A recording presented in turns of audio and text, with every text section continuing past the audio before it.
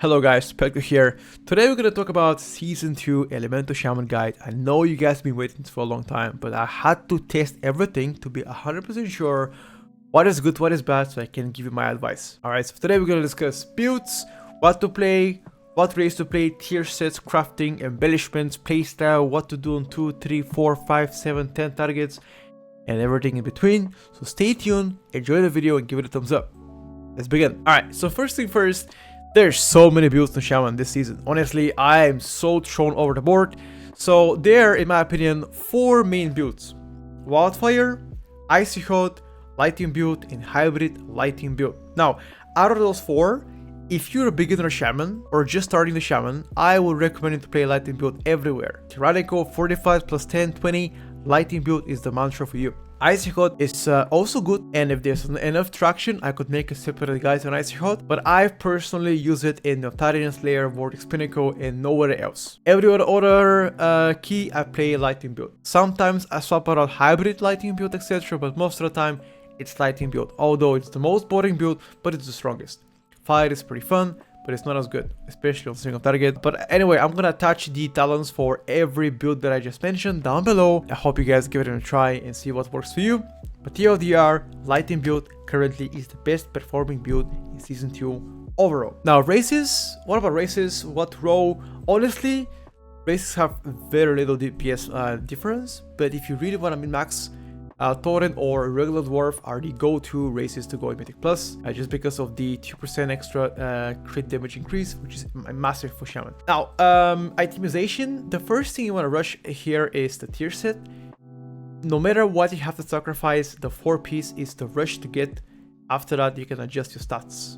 Speaking about stats, the most important thing here comes with the crit, haste, followed by mastery and then verse. Now, mastery is a stat that previously was really bad. However, with the recent Lighting build, I would say mastery becomes very powerful once you fight like 6 or more targets. On the keys where there isn't really a lot of AoE, you could remove some mastery and add, for example, more crit to haste. Verse-wise is gonna be also pretty useful, especially for surviving purposes. But I myself, I'm not gonna go more than 10%, even on like 25 and etc. So once again, to repeat, crit, haste, mastery, verse is what I usually go for, but my advice, sim yourself, because you never know what is good for you unless you sim yourself. What works for me might never work for you, vice versa. Okay, so sim yourself. Now, what to craft is the next question that people ask me a lot. Genuinely, I would say Strider set is really good for most of the people. You get a hands, you get a waist, you know, plus the haste bonus mid, pretty good. And after that, every other spark you can spend, for example, weapon, rings, necklaces, whatever you guys prefer. But generally, when it comes down to embellishments, Strider set are the best, followed by probably Stompers combo with Lariat. I would say this is the second best one to have. But I have chosen to go Lariat plus Stompers just because I believe for my playstyle and the groups that I play, this is better option, especially given how much haste I have and how many sockets I got so early on. I'm going for this for now. But we'll see, maybe I'll change it later on. When it comes down to consumables, honestly, nothing has changed. Still, primary stat potion is the go-to for the power potion. Food-wise, again, primary stat you want to go for. Flask is you want to go for Elemental Chaos at all time. I know some people like to go Verse Flask, some people like to go Corrupted Rage, but Elemental Chaos is the standard go-to for Mythic Plus in every single key difficulty, or anything like that. Just go for it, in my opinion, universally good. When it comes down to Lighting build, chat, the most important thing here is to understand how to play 1 target, how to play 2 targets, 3 and 4 and more, okay?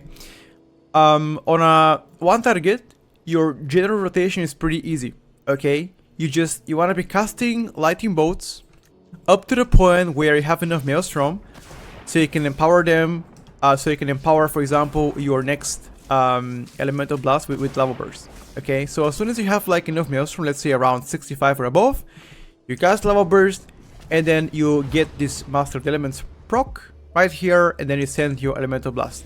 That is for like single target. And as soon as you get Surge of Power, you want to press Lightning Bolt. You have to also pay attention to maintain Frost Shock at any point, and make sure you have your Flame Shock as well. LMT also applies Flame Shock, or you can manually cast it, it don't matter. So maintain Flame Shock, maintain Electrified Shocks with Ice Fury, like that. And then once you have enough Maelstrom, you Lava Burst into Elemental Blast. And then you try your best to consume your SOP procs on Lightning Bolt. If you get part of the Maelstrom, which is also coming from Lava Burst, then you can spend your stacks. I guess you can spend your procs, and then you can keep on the rotation. Now sometimes you might deviate from this rotation if you have to move left and right. You might want to send a couple of Frost Shocks back to back just to fill the gaps. So that's about second target.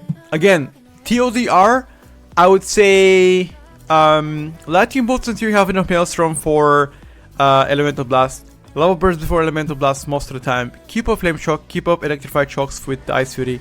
That's it.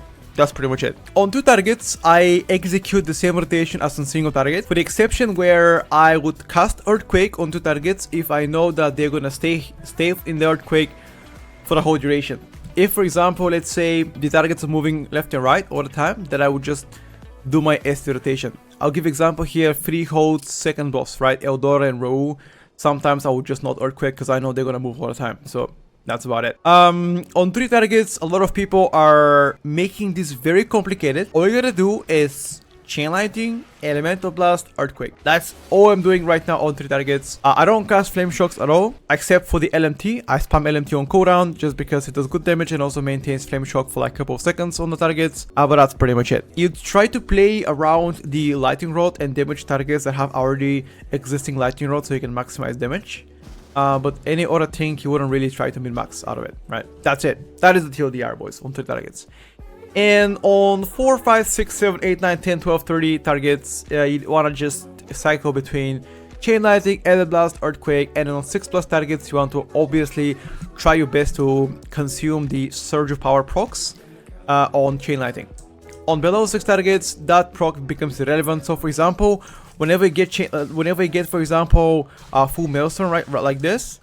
Okay, well, I'm not getting full Maelstrom, but technically, as soon as you cast your Earthquake and you get SOP, you wanna spend this on like a Chain Lightning before you cast the next spell. So for example, right now, I cast Elemental Blast. Instead of spending my Earthquake, I'll just use my SOP first, and then I'll Chain Earthquake, and then Chain Lightning again, SOP from Elemental Blast, and then again Earthquake, right? I would just SOP in between. I wouldn't do this, for example, if I have a Stormkeeper available. I would just cast it back to back, but if I don't, SOP. That's pretty much it. It's kind of a very simple rotation. The hardest part of this build is probably single target. Alright, so currently the Shaman feels very good in Mythic Plus, and I would say we're better than last season. Definitely, that's a good thing. And if you haven't discovered it yet or given it a try, you would enjoy playing Ellie. I'm telling you right now. Now, one thing that I'm not 100% sure here are the trinkets, because I haven't yet tested everything that I can on live servers. But one thing I'm sure, the Omnium Chromatic Essence trinket is absolutely insane, and this is something that I would probably keep on playing even for the rest of the season, unless something drastically changes. The second trinket, I'm still exploring options, and I'm testing still pretty much almost all dungeon trinkets. So as soon as I know 100%, I'm gonna update you guys either on YouTube or Discord or on Twitch. So stay around, and yeah. Alright guys, well, that was the rest of the guide, and I hope you guys enjoyed it, today's video. If you guys did enjoy, make sure to like it, and if you have any questions, leave them down below, or come on Discord or any other way to contact me, it's fine. At last, if you guys are looking to get better at Shaman, you guys can check out Patreon down below, and you can sign up for our coaching Mythic Plus course, I guess. And yeah, anyway, enjoy your day, and I'll see you guys out there on the road. Bye for now.